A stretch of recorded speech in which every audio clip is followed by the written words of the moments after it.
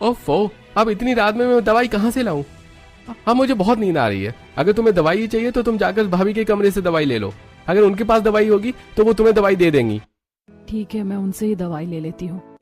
अनुराधा अपनी जेठानी मेघा के कमरे में जाती है और अनुराधा बोलती है, जेठानी जी, मेरे पेट में बहुत ही ज्यादा दर्द हो रहा है। आपके पास पेट दर्द की दवाई हो तो आप मुझे दे दीजिए। मेघा उनसे कुछ नहीं बोलती और अपनी डोर की तरफ इशारे से उसे दवाई लेने के लिए कह देती है। अनुराधा भी चुपचाप ड्रॉर खोलती है, वहां से दवाई लेती है और अपने कमरे में चली जाती है और अपने मन में सोचती है, अरे मेरी जेठानी कितनी घमंडी है, मुझसे अच्छे से बात भी नहीं करती। मैं जब से इस घर में आई हूँ मैं तब से ही देख रही हूँ वो कभी मुझसे ढंग से बात नहीं करती। वो तो मेरी तरफ देखती भी नहीं है, उन्हें मेरी कोई परवाह ही नहीं है। अगले दिन सुबह मेघा हॉल में बैठकर मैगजीन पढ़ रही होती है। तभी एक नौकर चाय लेकर आता है। तभी मेघा उसे डांटते हुए कहती है, अरे दूर हटो, इतने नजदीक आने की कोई जरूरत नहीं है। चाय बन गई ना, यहाँ पर रखो और यहाँ से निकलो। पता नहीं कहाँ से आ जाते हैं। दूर खड़ी अनुराधा ये सब देख रही थी और अनुराधा को बहुत बुरा लगता है। तभी वो नौकर से पास जाकर बोलती है, भैया आपको बुरा तो नहीं लगा ना? क्या ही कर सकते, मेरी जेठानी है ही इतनी घमंडी। वो नौकरों से ढंग से बात भी नहीं करती। आप उनकी बात का बुरा मत मानिएगा। अनुराधा की सास सविता अनुराधा को नौकर से बात करते हुए देख लेती है। उस वक्त सविता अनुराधा से कुछ नहीं बोलती। जब अनुराधा अपने कमरे में अकेली होती है तब सविता अनुराधा के कमरे में एक नई साड़ी लेकर जाती है और बोलती है, बहू मैं तुमसे एक बात कहूँ तुम मानोगी? ये कैसी बात करी माँ जी, आप बोलिए ना। मैंने आज देखा कि तुम घर के नौकरों से बड़े प्यार से बात करी थी। ये घर के नौकर है बहू, तुम इनसे इतने प्यार से बात मत किया करो। लेकिन क्यों माँ जी? क्योंकि अगर तुम्हें नौकरों से प्यार से बात करोगी ना तो ये हमारे सर पर चढ़ जाएंगे और हमारी इज्जत भी नहीं करेंगे, हमारी कोई बात नहीं मानेंगे। नौकर और मालिक के बीच में जो फर्क होता है ना वो खत्म हो जाएगा। हाँ माँ जी, मैंने तो ये चीज सोची ही नहीं थी। आप सही कह रही है, मैं आगे से ध्यान रखूंगी। आज के बाद मैं नौकरों से बात भी नहीं करूंगी। मेरी बहू कितनी समझदार है। अच्छा बहू, ये लो, ये साड़ी मैं तुम्हारे लिए लेकर आई हूँ। तुम्हें साड़ी पहन लो, हमें मार्केट जाना है शॉपिंग के लिए। अनुराधा साड़ी को देखती है। साड़ी बहुत लंबी होती है। अनुराधा सोच में पड़ जाती है और अपनी सास से बोलती है, माँ जी साड़ी तो बहुत ज्यादा लंबी है। हाँ बहू, ये साड़ी तो लंबी है और तुम्हें यही साड़ी पहननी है ताकि तुम्हारा पूरा शरीर ढका रहे। पर ऐसा क्यों माँ जी? ये सब मैं तुम्हें बाद में समझाऊं। अभी तुम जल्दी से साड़ी पहनकर नीचे आओ, हमें जल्दी से शॉपिंग के लिए निकलना है। सविता अनुराधा को साड़ी देकर वहां से चली जाती है। थोड़ी देर बाद अनुराधा साड़ी पहनकर नीचे आती है। साड़ी में अनुराधा का हल्का सा पेट दिख रहा था। तभी अनुराधा के ससुर ओम प्रकाश बोलते हैं, अरे बहू, ये कैसी साड़ी पहनकर आई हो तुम? इसमें तो तुम्हारे पूरे हाथ और कमर साफ झलक रहा है। तभी उसकी नंद इशिता भी बोलती है, लगता है भाभी मम्मी ने आपको ठीक से समझाया नहीं है कि साड़ी कैसे पहननी है। कोई बात नहीं बहू, मैं अभी इसे ठीक कर देती हूँ। सविता अनुराधा को पूरी तरह से ढक देती है। ये लो बहू, हो गया। माँ जी इस साड़ी में तो मैं पूरी ढकी हुई हूँ, इसमें तो मुझे बहुत ज्यादा गर्मी लग रही है। थोड़ी गर्मी बर्दाश्त कर लो बहू। मैं नहीं चाहती कि तुम बाजार जाओ और बाजार में लोगों की बुरी नजर तुम पर पड़े और तुम्हें किसी की नजर लग जाए। हाँ मम्मी जी, आपको मेरा कितना ख्याल है। साड़ी लपेटकर अनुराधा बाजार जाती है। बाजार में अनुराधा को बहुत गर्मी लग रही थी। तभी वो अपनी जेठानी मेघा को बोलती है, जेठानी जी मेरी पीठ में बहुत ज्यादा खुजली हो रही है, आप क्या मेरी थोड़ी सी पीठ खुजा सकती हैं? मैं ये सब काम के लिए आई हूँ क्या? मैं ये सब कुछ नहीं करने वाली, तुम्हारा काम है, तुम खुद ही देख लो।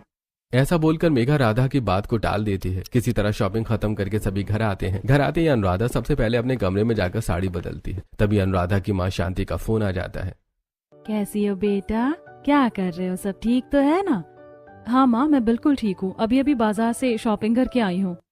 तभी वहाँ पर अनुराधा की नंद इशिता और उसके साथ सविता वहाँ आती है। बहू तुम ये क्या कर रही हो? कुछ नहीं माँ जी, वो मेरी माँ का फोन आया था तो बस मैं उनसे ही बात कर रही थी। अच्छा जरा अपना फोन देना तो। सविता अनुराधा से फोन लेकर उसकी माँ का कॉल काट देती है। तभी अनुराधा बोलती है, ये आपने क्या किया माँ जी? आपने फोन क्यों काट दिया? देखो बहू, अब तुम मायके में नहीं अपने ससुराल में हो। अगर तुम्हें ससुराल में रहना है तो अपने मायके वालों से दूरी बनाकर रखनी होगी। माँ जी पर आप ऐसा क्यों बोल रही हैं? क्योंकि बहू अगर तुम मायके में ज्यादा समय दोगी तो तुम ससुराल वालों पर ध्यान नहीं रख पाओगी, और अगर तुम्हें अपने ससुराल में सुखी जीवन चाहिए तो अपने मायके वालों से रिश्ता तोड़ना होगा। वाह मम्मी जी, आप इतनी गहरी बात कितने अच्छे तरीके से समझाती हो। मैंने तो कभी इस तरह नहीं सोचा। अब आप जैसा बोल रही हो मैं वही करूंगी। अब मैं अपने घर वालों से भी कम बात करूंगी। अनुराधा अपने मन में सोचती है, बड़े परिवार में बहुओं को कितने अच्छे से रखा जाता है, उन्हें कितने प्यार से सिखाया जाता है। लोग ऐसे ही नहीं बड़े खानदान की तारीफ करते हैं। कुछ दिन ऐसे ही बीत जाते हैं। सविता के बेटे राहुल को पढ़ाने हर दिन एक टीचर आते थे। पर एक दिन वो नहीं आई। तभी राहुल बोलता है, माँ आज टीचर नहीं आए हैं, तुम होमवर्क में भी मदद कर दो ना। मैं ये सब काम नहीं कर सकती। टीचर नहीं आए हैं तो क्या तुम पढ़ाई नहीं करोगे? मैं मदद नहीं करवा सकती, खुद से करो अपना होमवर्क। तभी राहुल वहां से जाने लगता है। अनुराधा को यह देखकर राहुल पर बहुत तरस आता है। तभी अनुराधा राहुल के पास जाती है। अरे राहुल बेटा, तुम्हें होमवर्क में मदद चाहिए ना? आओ मेरे पास बैठो, मैं तुम्हारी मदद करवा दूंगी। अनुराधा राहुल के होमवर्क में मदद करती है। तभी वहां उसके ससुर ओम प्रकाश जी वहां आ जाते हैं। अनुराधा राहुल को पढ़ा रही थी, ये देखकर उसके ससुर जी बोलते हैं, अरे बहू तुम ये क्या कर रही हो? वो पापा जी राहुल को होमवर्क करने में दिक्कत आ रही थी, उसके टीचर भी नहीं आए तो मैं बस उसका होमवर्क करवा रही हूँ। तभी उसकी सास भी वहां आ जाती है और बोलती है, बहू, तुमने खानदान की इज्जत को मिट्टी में मिलाने का ठेका ले रखा है क्या? क्या हो गया मम्मी जी, आप ऐसा क्यों बोल रही हैं? बहू बात को समझो, ये काम तुम्हारा नहीं है। अगर तुम्हें किसी ने पढ़ाते हुए देख लिया तो क्या सोचेंगे कि इनकी बहू बच्चों को पढ़ाती है, वो एक टीचर भी अफोर्ड नहीं कर सकते। मैंने तो ये सोचा ही नहीं मम्मी जी, मुझसे गलती हो गई, मुझे माफ कर दीजिए। अब बातों को ध्यान में रखना, जो काम नौकरों का है उस काम में तुम हाथ डालना भी मत, और हाँ, उस बात का भी ध्यान रखना कि तुम बड़े खानदान की बहू हो। कुछ दिन बीतते हैं और एक दिन अनुराधा अपनी बालकनी में खड़ी होकर घर के पास बने झोपड़ी की तरफ देखती है कि एक औरत अपने बेटे को छड़ी से मार रही होती है। अनुराधा ये देखकर मन में सोचती है, कितने निर्दयी हैं जो अपने बेटे को इतना मार रही हैं। मैं अभी जाकर उसे रोकती हूँ। अनुराधा तुरंत उस औरत के पास जाती है। अरे आप इस बच्चे को इतना क्यों मार रही हैं? छोटा बच्चा है। आप नहीं जानती ये बच्चा कितना शैतान है। पर बच्चे तो ऐसे ही होते हैं ना, अब बच्चे शैतानी नहीं करेंगे तो कौन करेगा? अरे आप तो बड़े खानदान की बहू हो ना। हाँ मैं उसी खानदान की बहू हूँ, पर मैंने आपको बच्चे को मारते हुए देखा तो बस मैं चली आई। अच्छा, तो आपके घर में सब कैसे हैं, क्या हाल चाल है? ससुराल में तो सब कुछ अच्छा है, पर जेठानी जी थोड़ी अजीब सी हैं, मुझे तो बहुत घमंडी लगती हैं। अनुराधा ये सब बातें कर ही रही होती है कि उसका पति विक्की उसे बात करते हुए देख लेता है और तुरंत ही अनुराधा के पास आकर बोलता है, अरे तुम यहाँ क्या कर रही हो? अगर माँ ने तुम्हें यहाँ देख लिया तो आफत आ जाएगी। इतना बोलकर विक्की अनुराधा को लेकर चला जाता है, पर पहले से ही सविता अनुराधा को अपनी बालकनी से देख रही होती है। बाहू, तुम वहाँ क्या करने गई थी? माँ जी वो हमारे पड़ोसी है ना, तो मैं बस उनसे बातचीत करने गई थी। बाहू, तुम इन पड़ोसियों से ज्यादा मेलजोल मत बढ़ाओ। माँ जी कभी आप कहती है नौकरों से बात मत करो, ये मत करो, वो मत करो, आज आप कह रही हैं पड़ोसियों से बात मत करो। आप ऐसा क्यों कर रही हैं? आखिर आप चाहती क्या हैं? बहू बात को समझो, तुम सारी बातें पड़ोसियों से बताओगी, उनसे मेलजोल बढ़ाओगी, तो इस तरह घर की बातें पड़ोसियों को पता चलेंगी, फिर वो जा जाके मोहल्ले वालों से बताएंगी। ऐसे घर की कितनी बदनामी होगी, इसीलिए तुम इन पड़ोसियों से दूर ही रहो। वाह मम्मी जी, आपकी सोच कितनी गहराई तक है, मैंने कभी इतनी गहराई से कुछ सोचा ही नहीं। तभी उसके ससुर बोलते हैं, अरे हम लोगों की सोच जहां पर खत्म होती है वहां से तुम्हारी सास की सोच शुरू होती है। ठीक है, आज के बाद मैं पड़ोसियों से भी बात नहीं करूंगी। अनुराधा ये सब बात सुनकर बहुत खुश होती है और खुद से बातें करते हुए बोलती है, मेरे ससुराल के लोग कितने प्यार से सारी बातें समझा देते, बड़े खानदान के लोग कितने अच्छे होते। कोई और परिवार होता तो वो अपनी बहू को टॉर्चर करता, जबरदस्ती उससे अपनी बात मनवाता। कुछ दिन ऐसे ही बीत जाते हैं। एक दिन अनुराधा अपने पति विक्की के साथ बालकनी में खड़ी होती है और विक्की से बोलती है, सुनिए, बहुत दिनों से हम कहीं घूमने नहीं गए, चलो हम दोनों कहीं घूमने चलते हैं। इतना सुनकर विक्की अनुराधा का हाथ झटक देता है और बोलता है, तुम क्या कह रही हो? बड़े खानदान की बहू ऐसे घूमने नहीं जाती। इतना बोलकर विक्की वहां से चला जाता है। अनुराधा उदास हो जाती है पर कुछ बोल नहीं पाती। ऐसे ही अनुराधा एक दिन अपनी मर्जी से एक साड़ी पहन कर आती है। अनुराधा की सास उसे देखकर बोलती है, हाय राम, अरे बहू ये तुमने कैसी साड़ी पहनी? बड़े खानदान की बहू ऐसी साड़ी नहीं पहनती। जाओ इसे बदल के आओ और मैंने तुम्हें जैसा समझाया था वैसे साड़ी पहन कर आना। ठीक है मम्मी जी। अनुराधा फोन पर अपने कमरे में अपनी माँ से बातें कर रही होती है। तभी उसके ससुर उसे देख लेते हैं और बोलते हैं, बहू तुम ये फोन पर कैसे बात कर रही हो? तुम्हें पता है ना हमारे खानदान की बहू फोन पर बातें नहीं करती। जी ठीक है पिताजी। अनुराधा फोन काट देती है। उदास मन से अनुराधा सोचती है, कभी कभी तो मुझे लगता है कि मेरे ससुराल वाले भी मुझे टॉर्चर कर रहे हैं, हर बात पे रोक टोक। लेकिन मैं जानती हूँ ये उनका टॉर्चर नहीं, उनका प्यार है। एक दिन अनुराधा की सास, ससुर, जेठ और उसकी नंद किसी काम से बाहर जा रहे होते हैं। अनुराधा हॉल में बैठी होती है। तभी उसकी सास हॉल में आकर अनुराधा से बोलती है, देख बहू, हम किसी काम से बाहर जा रहे हैं, तुम घर का ध्यान रखना, जो जो मैंने तुम्हें समझाया उसे करना मत भूलना, और बाहर तो बिल्कुल मत निकलना। जी ठीक है मम्मी जी, आपने जो भी मुझे समझाया है मुझे सब याद है। आपने इतने प्यार से जो समझाया है। ये सुनकर मेघा हंस पड़ती है और बोलती है, बड़ा खानदान और प्यार। बहू, तुम अपनी जेठानी की बात पर ध्यान मत दो, अपने काम से काम रखना बस। इतना बोलकर सभी लोग चले जाते हैं। तभी अनुराधा अपनी बालकनी में खड़ी होती है और देखती है कि सामने वाली झोपड़ी में वो औरत फिर से अपने बेटे को छड़ी से मार रही होती है। तभी अनुराधा बोलती है, अरे कितनी निर्दयी माँ है, अपने बच्चे को कितना टॉर्चर करती है। एक माँ होकर अपने बच्चे को पीट रही है, और यहाँ मुझे देखो कि एक बहू होकर ससुराल वाले मुझे इतना प्यार करते हैं, इतने प्यार से समझाते हैं। इतना सोचकर अनुराधा अपनी बालकनी से निकलकर उस झोपड़ी के पास चली जाती है और अनुपमा से बोलती है, अरे अरे, आप अपने बच्चे को इस तरह मार क्यों रही हो, इतना टॉर्चर क्यों कर रही हो? ये टॉर्चर नहीं है, मेरा प्यार है। ये मेरी बात बिल्कुल नहीं सुनता, और एक माँ अपने बच्चे को टॉर्चर कैसे कर सकती है? अच्छा, तो अभी आप क्या कर रही हो? ये मेरा प्यार है, प्यार से नहीं समझ रहा तो डांट के समझा रही हूँ, और तुम्हें लगता है कि मैं टॉर्चर कर रही हूँ तो तुम गलत हो। टॉर्चर वो होता है जो तुम्हारे ससुराल वाले तुम्हारे साथ कर रहे हैं। अच्छा, पर मेरे ससुराल वाले मुझे प्यार से रखते हैं और तुम उसे टॉर्चर कह रही हो? अरे तुम अभी ना समझो, तुम्हें पता नहीं कि बड़े खानदान का जो प्यार है वही टॉर्चर होता है। अरे पर तुम ऐसा कैसे कह सकती हो? चलो ठीक है, मैं ऐसा नहीं कह सकती, तो तुम खुद ही अपनी जेठानी से जाकर पूछ लो। तुम्हारी जेठानी आज जैसी है वो शुरू से ऐसी नहीं थी।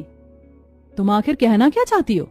मैं जो भी कहना चाहती हूँ तुम अपनी जेठानी से जाकर पूछो।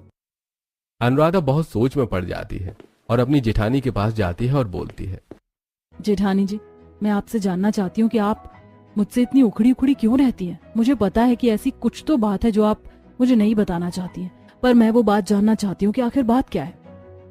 देखिए देवरानी जी, मुझे आपसे कोई गिले शिकवे नहीं है। मैं भी पहले आपकी तरह खुश मिजाज थी और सबको अच्छा समझती थी, पर जैसे आज आपके साथ हो रहा है पहले मेरे साथ भी हो चुका है। मुझे हर बात के लिए रोका टोका जाता था, मुझे कुछ भी अपनी मर्जी से करने की इजाजत नहीं थी। मुझे यहाँ बहुत ज्यादा टॉर्चर किया गया है, जिस वजह से मैं खुद को उनके अनुसार ही डालना शुरू कर चुकी। ये जैसा चाहते हैं अब मैं बिल्कुल वैसी ही बन चुकी हूँ। मैं वैसा ही करती हूँ जो ये चाहते हैं। वो दोनों आपस में ऐसी बातें कर ही रही होती हैं कि घर के सारे लोग लौट आते हैं। अनुराधा के मन में ये बात बहुत घर कर जाती है। अनुराधा नहाने जाती है और नहाते वक्त अनुराधा सोचती रहती है, जैसा जेठानी जी ने बताया मेरे साथ भी बिल्कुल वैसा ही सब कुछ हो रहा है। जैसे जेठानी जी को खुद को बदलना पड़ा, उन्होंने पूरी पर्सनैलिटी अपनी बदल ली। क्या मुझे भी वैसा ही करना पड़ेगा? क्या मेरी भी पूरी पर्सनैलिटी बदल जाएगी? मुझे भी इन लोगों के अनुसार ही रहना पड़ेगा? अनुराधा पूरे समय बस यही बातें सोचती रहती है, जिसमें 1-1.5 घंटे से वो बाथरूम से बाहर ही नहीं आती। तो उसकी सास बाहर से आवाज लगाते हुए कहती है, अरे बहू, कहाँ रह गई है? बाथरूम में ही सो गई है क्या? थोड़ी देर बाद अनुराधा अपने बाथरूम से नहाकर बाहर निकलती है। अरे इतनी देर तक कौन नहाता है? इतनी देर में तो मेरा पूरा खानदान नहा लेता। तुम्हें पता नहीं है क्या कि ससुराल में कैसे रहा जाता है? हम तुम्हें इतना प्यार करते हैं, उसका तुम नाजायज फायदा मत उठाओ। अगर हम भी तुम्हें टॉर्चर करना शुरू कर दें तब तुम्हें समझ आएगा। ये सारी बातें अनुराधा के दिमाग में बैठ जाती हैं। खाना खाने के बाद अनुराधा अपने घर के बने गार्डन में टहल रही थी और अपनी मायके की बातें याद कर रही थी। सुबह के 9 बज रहे थे और अनुराधा अभी तक सो रही होती है। उसकी माँ और शांति उसे जगाने के लिए आती हैं। अरे बेटा उठ जा, और कितनी देर तक सोएगी? ससुराल में तो तुझे जल्दी उठना पड़ेगा ना, अभी से ही आदत डाल ले। अब उठ भी जा। थोड़ी देर और सोने दो ना माँ, बस थोड़ी देर। अनुराधा सो के उठती है और छोटे कपड़े पहनकर अपने कमरे से बाहर आती है तो उसकी माँ बोलती है, अरे बेटा अब तेरी शादी होने वाली है, अभी छोटे कपड़े पहनना बंद कर दे। नहीं माँ, मुझे ऐसे ही कपड़े पसंद है, मैं ऐसे ही कपड़े पहनूंगी। अच्छा, अपनी आदत अभी से सुधार ले बेटा, नहीं तो शादी के बाद ससुराल वाले बहुत टॉर्चर करेंगे। और इतनी देर नहाने की कोई जरूरत नहीं है, जल्दी में नहाकर बाहर आकर। ससुराल में आदत सही नहीं है, ससुराल वाले तुझे सुधार देंगे। मैं तो जैसी हूँ मैं अपने ससुराल में भी वैसी रहूंगी, मैं किसी के दबाव में आकर नहीं रह सकती। अनुराधा इतना सोच रही होती है कि पीछे से मेघा 2-3 बार आवाज लगाती है, पर वो नहीं सुनती। फिर मेघा राधा के पास आकर बोलती है, अरे तुम कहाँ खोई हुई हो? मैं कब से तुम्हें आवाज लगा रही हूँ। जेठानी जी, मैं अपने मायके के बारे में सोच रही थी। मेरी माँ मुझे हमेशा बोलती थी कि ससुराल में टॉर्चर होता है, पर मैं माँ की बात नहीं सुनती थी। और मैं अपनी माँ से बोलती थी कि मैं इतना सब बर्दाश्त नहीं करूंगी, मैं किसी के दबाव में नहीं रहूंगी।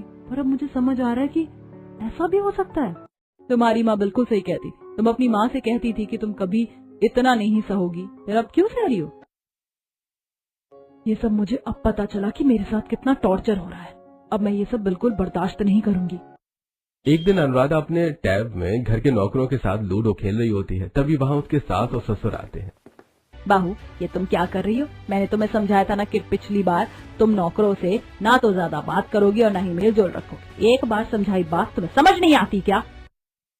मम्मी जी, मैं बोर हो रही थी तो सोचा थोड़ा टाइम पास ही कर लूं। डोंट वरी, अब आप आ गई हैं तो आपके साथ ही लूडो खेल लूंगी। बाहू, ये कैसी बात कर रही हो तुम? सारी मर्यादा भूल गई हो क्या? अरे हाँ मम्मी जी, मैं तो भूल ही गई थी कि मैं एक बड़े घराने की बहू हूँ। मुझे यहाँ के तौर तरीकों से चलना होगा। अगले दिन सभी लोग डाइनिंग टेबल पर बैठे होते हैं खाने के लिए। तभी अनुराधा अपने कमरे से जीन्स और टॉप में नीचे आती है। बाबू, ये क्या तरीका है? ये कैसे कपड़े पहनकर नीचे आ गई हो? तुम हमारी नाक कटवाना चाहती हो क्या? मैंने तुम्हें बताया था ना पिछली बार कि तुम्हारे हाथ तक भी नहीं दिखने चाहिए, और तुम ये कैसे कपड़े पहनकर आ गई हो? वो मम्मी जी, मुझे उन कपड़ों में बड़ी गर्मी लग रही थी तो मैंने इसे ही पहनना सही समझा। ये बहुत कंफर्टेबल कपड़े हैं। तुम्हारा दिमाग तो ठीक है, तुम इस घर की बहू हो। एक बार सोचो जरा, तुम ऐसे यहाँ होगी तो नौकर तुम्हें कैसी नियत से देखेंगे? मम्मी जी, अब मुझे इस बात से फर्क नहीं पड़ता, कोई चाहे कैसे भी देखे। अनुराधा की बात सुनकर वो सब चुप हो जाते हैं और उसकी बातों का कोई जवाब नहीं देते। इसके बाद वो लोग जब ओम प्रकाश के कमरे में इकट्ठा होते हैं, जिसमें उसके सास, ससुर, नंद और पति शामिल होते हैं। आज जो भी छोटी बहू ने किया उसे देखकर तो मेरे होश ही उड़ गए। बड़ी बहू तो हमारी बातें आसानी से समझ गई थी, पर छोटी बहू के ऐसे कुछ आसार नजर नहीं आते। उसका जल्दी ही कुछ करना होगा, वरना अगर वो ऐसे ही हमारे हाथ से निकलती रही तो हम कुछ नहीं कर पाएंगे। सही कहती हो तुम सविता। छोटी बहू को ये दिखाना पड़ेगा कि बड़ी घराने में रहना क्या होता है। अब तक हमने उसे प्यार से जो भी समझाया उसे समझ में नहीं आया। अब लगता है छोटी बहू को हमारे तरीके से ही सीखना होगा। अब तक वो हमारे रौब से वाकिफ नहीं हुई है। मम्मी पापा, आप दोनों बिल्कुल सही कह रहे हैं, पर जो भी करना होगा जल्दी करना होगा। इससे पहले कि भाभी के पर निकल आए, हमें उन्हें पहले कुतर देना ही सही होगा। उनकी ये सारी बातें अनुराधा अपनी जेठानी के साथ दरवाजे के पीछे सुन रही होती है और मन ही मन में कहती है, आप लोगों को बड़े खानदान का जितना रौब दिखाना था आप दिखा चुके। जेठानी जी के साथ भी आपको जो करना था आपने कर लिया। अब से ये सब नहीं चलेगा।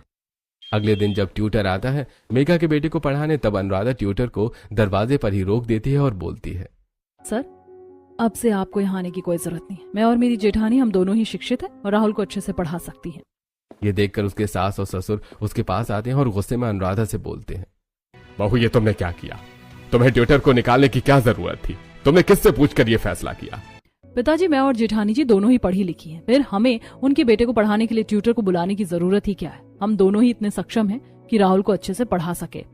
बस बहू, आज तुमने सारी हद पार कर दी। आज तक बस तुमने प्यार हमारा देखा था, आज से गुस्सा भी देखोगी। पिताजी, इतने दिनों से दिखा रहे थे, वो असलियत में टॉर्चर ही था। बस मैंने पहचानने में थोड़ी देर कर दी, पर अब नहीं। तुम तो बात करने की तमीज भी भूल गई हो। तुमने जो अभी तक देखा वो प्यार भरा टॉर्चर था। अब असली टॉर्चर के लिए तैयार हो जाओ। अब हम तुम्हें बताएंगे कि असली टॉर्चर होता क्या है। अब तक जेठानी जी तो आपका टॉर्चर सहती ही आ रही थी, और अब आप चाहते मैं भी सहूं। ऐसा तो होने वाला नहीं है। आप जो करना चाहें कर ले। तुम एक बड़े खानदान की बहू हो, सभी लोगों की नजरें तुम पर होती हैं। तुम कैसे उठ रही हो, कैसे बैठ रही हो, क्या खा रही हो, क्या पी रही हो, तुम्हारे चलने का ढंग क्या है, तुम्हारे कपड़े पहनने का ढंग क्या है, किससे बात कर रही हो, क्या बात कर रही हो, तुम्हारा रहन सहन कैसा है, हर एक छोटी से छोटी चीज तुम्हारे बारे में परखी जाती है। मैं तुम्हारी कारण कभी भी अपने खानदान की इज्जत को मिट्टी में नहीं मिलने दूंगा। अब चाहे हमें इसके लिए तुम्हें प्यार से रखना पड़े या सख्ती से, हम हर तरीका आजमाने को तैयार हैं। ठीक है पिताजी, आपकी बात समझ रही हूँ आप जो कहते हैं, पर क्या यह आपने कभी सोचा है कि इस तरह के व्यवहार से आपकी बहुओं पर क्या बीतती है? क्या वो खुश हैं? तुम्हारी जेठानी को तो कोई दिक्कत नहीं हुई आज तक, वो तो बिल्कुल खुश है। अब तक तो घर में सब कुछ सही चल रहा था, तुम्हें ही ज्यादा तकलीफ हो रही है। ऐसा बस आपको लगता है पिताजी, पर असलियत तो यह है कि आपने कभी अपनी बहुओं की स्थिति जानने की कोशिश नहीं की है। तुम्हारी कहने का मतलब क्या है बहू, कि तुम्हारी जेठानी इस घर में खुश नहीं है? पिताजी, शायद आपने चुप रहकर सब स्वीकार कर लेने को खुश रहना समझ लिया, पर ऐसा नहीं है। हकीकत कुछ और है। ओम प्रकाश मेघा की तरफ देखते हैं। मेघा सिर झुकाई खड़ी है। ओम प्रकाश मेघा से पूछते हैं, मेघा, क्या मैं जो सुन रहा हूँ वो सच है? क्या तुम इस घर में खुश नहीं हो? पिताजी, वो आज तक मैं आप सबकी इज्जत करती आ रही थी, इसीलिए मैंने कुछ भी नहीं कहा। पर मैं मिट्टी की नहीं हूँ, मैं भी इंसान हूँ। आज तक मैंने कुछ भी नहीं कहा, लेकिन आज बोलती हूँ। मुझे ना तो बड़े खानदान की बहू होने की खुशी है, ना ही उस पर नाज है। अगर मेरी शादी किसी छोटे घर में हुई होती तो कम से कम मैं अपनी मर्जी का तो कर पाती, अपनी जिंदगी को अपने हिसाब से जी पाती। इतना टॉर्चर तो नहीं सहना पड़ता। तो तुम्हें क्या लगता है कि हम तुम्हें टॉर्चर कर रहे हैं? जी पिताजी, मुझे यही महसूस होता है। मैंने तो खुद को इस घर के रिवाज में ढाल दिया था, पिताजी, मान लीजिए अगर ऋषिता की शादी के बाद उसके ससुराल वाले भी उससे इस तरह से व्यवहार करें जैसा हमारे साथ किया जाता है, उसे भी उनकी शर्तों पे चलना पड़े, जैसा वे चाहें, उठना बैठना, खाना पीना, बातें करना, कपड़े पहनना, और जब वो अपने मन का कुछ भी नहीं कर पाएगी तो आपको क्या लगता है वो खुश रहेगी या आप उसे इस तरीके से रहता देख पाएंगे? ओम प्रकाश के पास अनुराधा की इस बात का कोई जवाब नहीं होता और वो सब वहां से चले जाते हैं। फिर ऐसे ही कुछ दिन बीतते हैं और एक दिन मेघा साड़ी पहनकर अपने कमरे से बाहर आती है। तभी सविता बोलती है, बहू, अगर तुम्हें साड़ी में ठीक नहीं लग रहा तो तुम अपनी मर्जी के कपड़े पहन सकती हो, जो भी तुम्हें अच्छा लगे। ये सुनकर मेघा बहुत हैरान हो जाती है। फिर एक दिन घर में सबकी पसंद का खाना बन रहा होता है। तभी ओम प्रकाश अनुराधा और मेघा से बोलते हैं, बहू, तुम दोनों को जो भी खाने में पसंद है तुम नौकरों से बोल सकती हो। ये सुनकर मेघा और अनुराधा आपस में बात करती हैं। जी रानी जी, ये लोग तो खुद से सारी बातें मान रहे हैं, हमें तो कुछ करने की जरूरत ही नहीं पड़ी। मैं तो खुद ही हैरान हूँ देवरानी जी की ये चमत्कार कैसे हो रहा है।